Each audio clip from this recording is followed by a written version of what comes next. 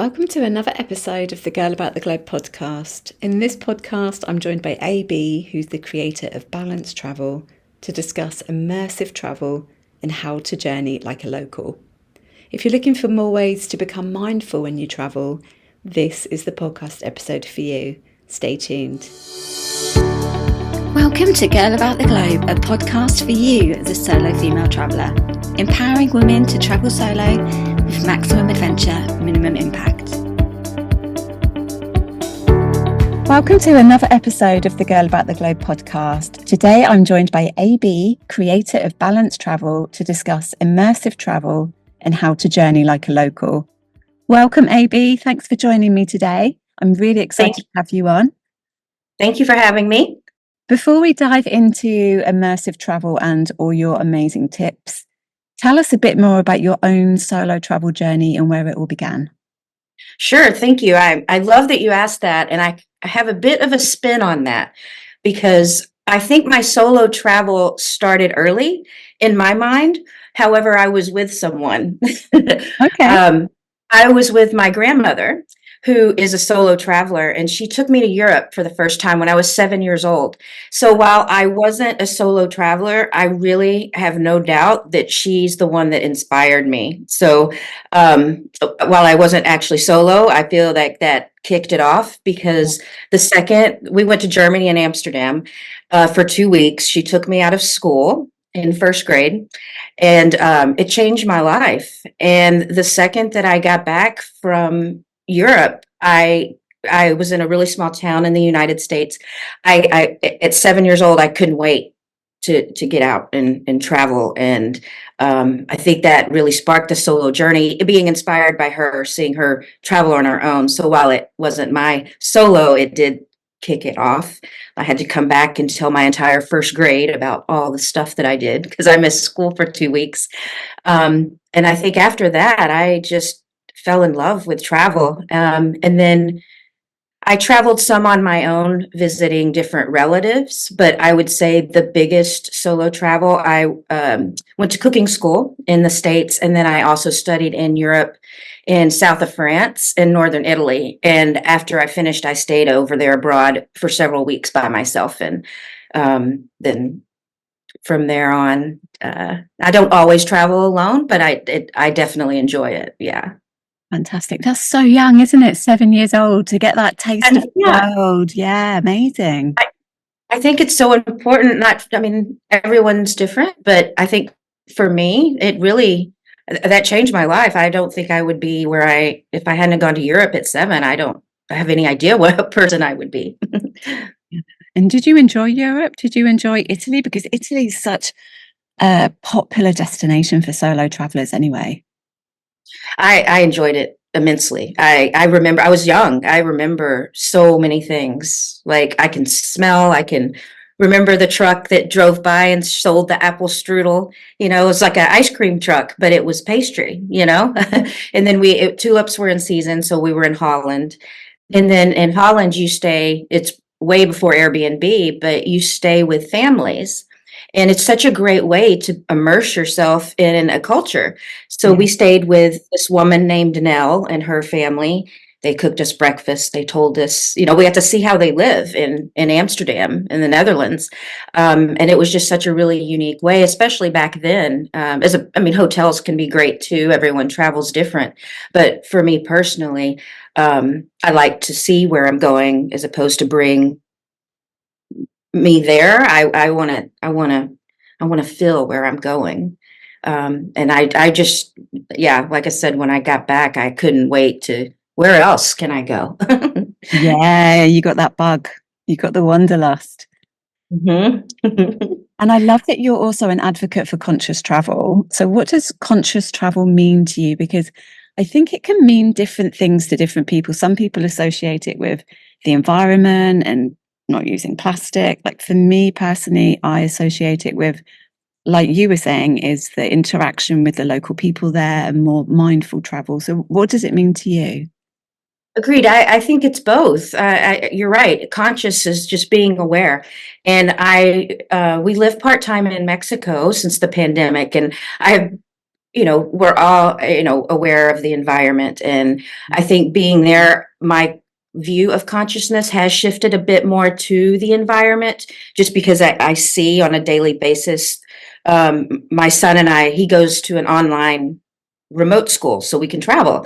And so we start our day, we go for a walk, we grab a little bag, and we walk along the beach. And it's really sad to see how much stuff washes up on the beach just daily, toothbrushes, shampoo bottles, just one use plastics. It's really become very aware. So that has become a lot more important to me, especially when we're staying somewhere a long time, or even just a week or so. It doesn't take a lot to just kind of help pick up, but at the same time, it helps you see, like, maybe I should switch to a bamboo toothbrush, one Yeah. thing at a time. We don't have to change the world. It's okay if you forget your trash, if you forget your grocery bag when you go, to buy your groceries. It's okay. Like, don't beat yourself up. But I do think we all need to be conscious about what we're using and about what we're throwing away, because it ends up somewhere. But that being said, absolutely conscientious travel. I love to immerse myself and see how you live and see what you eat, and how you celebrate your holidays, and what do you do on a random Wednesday night, or we've met so many amazing people, and I think just being open to that and immersing yourself into their traditions.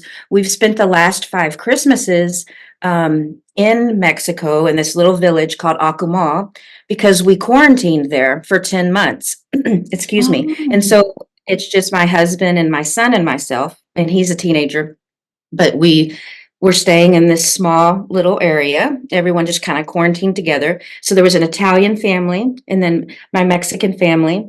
And then last Christmas, because things calmed down, we invited our Romanian friends. So we had this, I call it the UN Christmas. There's a blog on my website about it. I call it the UN Christmas, because it was just no gifts. It was just everyone made food that was from their tradition for Christmas. And it was just absolutely amazing. So immersing yourself and being open, and also creating new traditions, with these people, because I think they want something. They're curious. Everyone had so many questions. It's a give and take. yeah. And travel, I feel, is such a, yes, you can go and check off your Lonely Planet stuff, and that's great. Some people travel, everyone travels differently. But it's just been such, I think, since the pandemic, especially, and being able to show my son how special the world is, how big the world is, how much we can make a difference, and just stepping outside of your box a little bit and seeing how we can help each other. I mean, it's very important right now, and that includes taking care of the environment and ourselves. Definitely. And what an amazing experience for your son as well, spending Mhm. all that time in Mexico and being in a He completely had to embrace it, but yeah, he was 6 months old, and we took him on a plane. We're like, if you're going to be in this family, this is how it works. So, but it did have to work. The pandemic. We live in Colorado, so it got really cold, and we just decided it was a little. Everything was still crazy. It was a little still depressing. So we came to Mexico and just, yeah, fell in love with the community. And luckily he embraced it. We were fortunate enough to be able to do a private online school, and it's an international program. And so he's got friends in the Ukraine and all over Europe and Mexico, and just, it's been amazing. And then when we're in Mexico, like, he has his local friends, but then he's got friends all over the world. They play Minecraft and, do like all. I just think so many things we wouldn't have embraced if we weren't forced into that situation, but we made the best of it, and I wouldn't trade it for the world. it's great though, isn't it? Because you're having that cultural immersion and he's learning from people from different, different nationalities. And it's so important to have friends who are from a different culture and from a different nationality in this environment, I think. Yeah. I agree 100%. We have to be open minded. And as he starts to grow and interacts with these people, become adults, Yeah. we need to have empathy for each other and the world that we live in. Yes. And you mentioned your travel company. Your travel company is called Balance Travel. Tell us all about It that, where that began. Sure. Sure. I founded Balance Travel as more of a passion project, because I love to travel. And I'm trying to build a community. I have a community on Instagram that I'm starting. I have some Pinterest too, but right now I'm starting mainly on Instagram to kind of build a community. I know this is a very niche. So I want it to be a safe space where you can come and say, maybe Lisa, you tell me you're coming to Akamal. Are there any random art festivals, or where's the best street taco guy? People that don't have websites, small businesses, festivals that you're not going to read about on Condé Nast. When's the dragon boats in Singapore? Things like that. Like pose questions. I have relationships all over the world, because I've been in travel and hospitality for 30 years. But at the same time, what I'm trying to do is bring people like-minded together. So you can come and you can pose a question like that. And if I don't know, I can go find the answers for you. I'm not selling anything, I'm not booking travel, but over the course of especially a past couple podcasts, I've found some amazing women owned businesses and then other small boutique businesses that just take people out on immersive experiences. And I would love to help support them. There's one gentleman, and there's three of them, but I met them. They're called Kind Human Travel, and they base all of their, do you know? No, but the name, I love the name. Well, they base all of they do small group travel, like 8 to 12 people, and this is unsolicited. I just like completely like adore them. He's an archaeologist, and he does all his immersive travel based on the constellations and how ancients built their pyramids. Oh, So for wow. right now, he's in Machu Picchu, and the sixth full moon of every year, all the indigenous people get there and pray for the world, all of mankind. And next year, he goes every single year, and then they'll be moving into Mexico, and then from there on up to Egypt. But everything is based on the constellations and how they built the pyramids. And then, I mean, just Amazing. really unique things like that. And so I have a lot of connections that I'm hoping that people will come to Balance Travel. My website is balancetravel.com, and my husband's a designer and an artist, and so it's beautiful. But that's where my blogs live in there. And also, people post questions, or there are things you want to know about that I can blog about. My latest blog I did last month, or yeah, last month because it's June now, was about women in travel. And so I always try and quote, people that I've met. The woman in this travel, she's the sustainability manager for Mayakoba, and just talks about how, we've talked about how big businesses also can make a difference. And a way that we can do that is make our voices heard.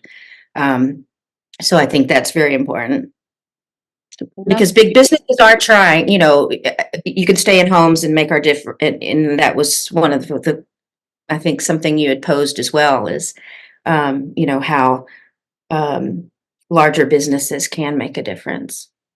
I love that you're giving a platform to the smaller businesses as well, and the people who may not have the websites and the locally run. That's really what I'm trying to do with the Instagram is, Yeah, I may not have recently been somewhere, but like, if there's enough people there, we can share this information and support these small businesses, and know like, oh, I just came from there. You know what they really need right now, or you know what they would like right now. Not that we're the saviors, but I'm saying like how it can be reciprocal. There's a lot of small towns or small cities and villages in Indonesia that do a similar, like a pack for a purpose program. I've heard of them. Yes. Uh-huh. Yeah, and so just, maybe they need a few things that they can't get there. Not that you're saving them, you know what I mean? There may be things they need for their school that's just not readily available over there, and just things that you can bring with you to make a difference.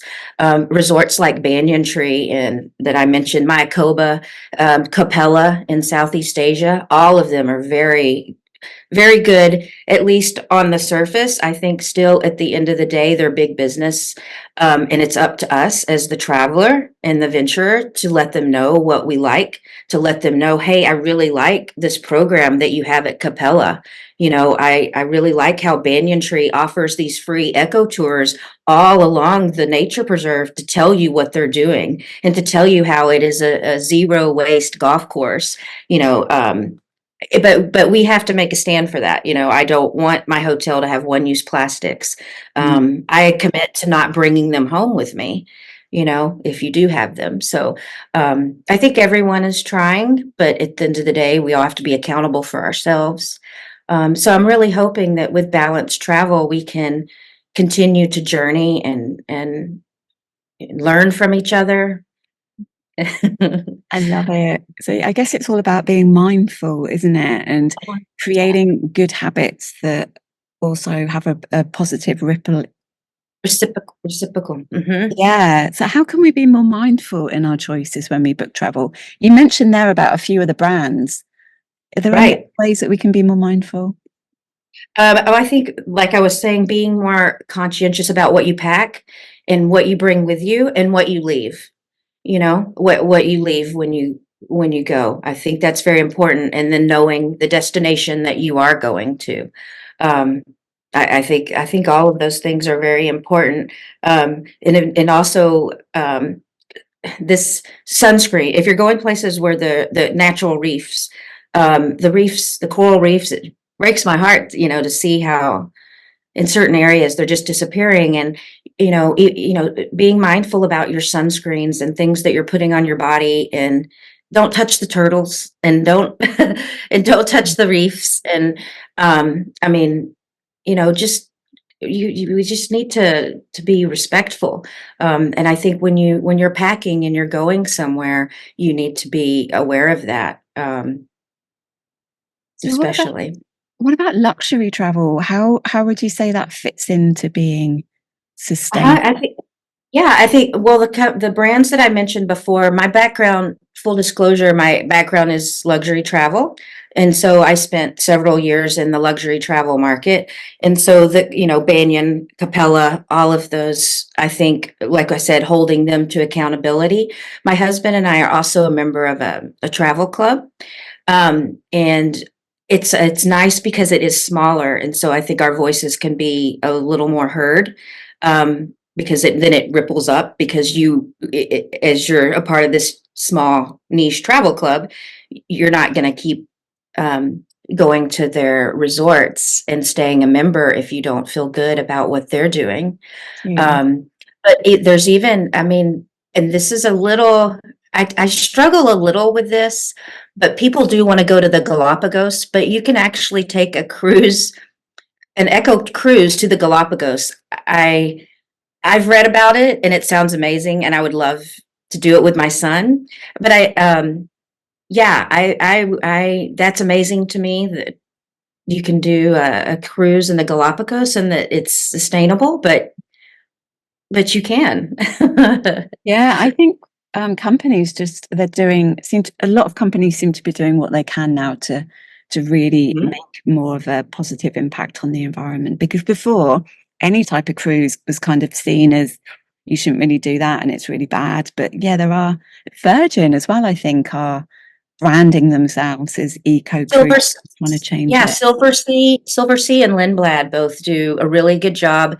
Mm. Um, but again, I think we have to be accountable, and it's not perfect. It is damaging. Yeah. It's not, I mean, we can say that it is, but it's still damaging. But we do need to go and see these places, I think, and educate ourselves. So, as long as we're doing the best that we can, and hopefully the big businesses are really listening to not just me, but the scientists and the people that actually know. I think that's very important. But I do want to go to the Galapagos. I want to see the world. I want to see everything. Yeah. Yeah, the world is amazing, and it's only when you actually go to a country that you really get a true education of the place, I believe. And I know that you spend time between Mexico and also the USA. So I guess you're kind of a digital nomad, which is really popular, especially as you mentioned before about during COVID time. I think since then, remote work has obviously increased and the amount of digital nomads that are traveling the world has increased. But how do you personally balance your lifestyle? Especially because you also have a son. So how do you balance work, life, school? The funny thing is, Lisa, my husband started his own company about 20 years ago. And so we've always worked remote, or he has. I went remote about 6 years ago. I um, left the luxury travel market and we started partnering together on his business. So before COVID, we were kind of under the radar because people kind of didn't think you could actually work, remote. Yeah. Um, Right. Even though we had two home offices and very successful, but it was still something you had to keep under the radar. So I found it kind of interesting that when the world turned around, we were ahead of the game. We were like on it. But one tricky thing was the schools weren't on it. So it was a struggle because the schools, my son was in a brick and mortar school, and the schools did their best, but it wasn't meant to be online. Um, we were fortunate that as the year progressed, um, well, we weren't fortunate because work stopped, but it stopped for everyone. But it gave us a chance to kind of reassess things, and we that's when we started talking about moving abroad because the door opened, and we rented our house, and we said it's cold in Colorado. Let's go to Mexico, and we found an online international school that was actually been online for 20 years. So the whole school is set up to be online. My son, fortunately, too, is 13. He's 17 now, but he was 13 when it started COVID. So it was essentially like a junior college. So it was made to be online and international, and we were very fortunate that he embraced that, and he was struggling in the brick and mortar a little bit. Truthfully, I think the bullying kind of was kicking in and that kind of stuff. So this was just amazing, and he has just flourished in school, and he has a lot of flexibility because he does have a lot of friends all over. So um, there was this awesome school teacher in Mexico that took 20 kids, flew them to Mexico City.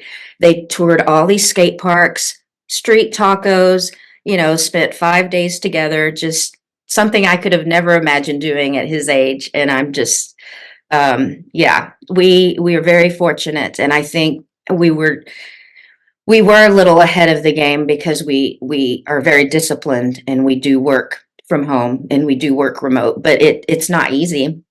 It's not easy. I mean, I'm in Mexico right now for a wedding, but my whole family's here. It's also great because, I stayed up late and worked last night, and, we're going to do things today. But you do have to be disciplined, and we own our own companies. We both own our own companies. So you work all the time. Yeah. I think everyone's different in how they like to school and in how they like to work. Some people like to go into an office. I don't always stay home. I have to get out. And I have partners that will collaborate together, and it's just all about balance. It really is. But at the end of the day, Lisa, if one thing came from COVID, like, to be able to do this and travel is like amazing. It's absolutely amazing. If you can juggle it, if you can juggle it. It's like the dream, isn't it? And you mentioned balance there, and that is really important. I think, especially when you work for yourself as well, as trying to get the right balance and not be online all the time, especially with an online business, and actually Right. take time to appreciate and immerse yourself in where you actually are as well. I'm hoping I can bring that back to everyone in my blogs, and I can build my community as a trusted space that they'll come to me, ask me questions. I'm promoting small businesses. We partnered with this little company in Vietnam, Mhm. and they make all kinds of different sustainable products, like from coconut bowls and the toothbrushes that I mentioned, stuff Mhm. like that. So just trying to promote those small businesses in that way. Um, and then also, like I said, the travelers, there will be, we do have to generate funds from the blog in some way. Yeah. but I'm not actually booking the travel. What I really want to do is help people, or like, how can I take my knowledge and like ask us questions, ask my guild questions. I call my little crew the guild, just my contacts all over the world.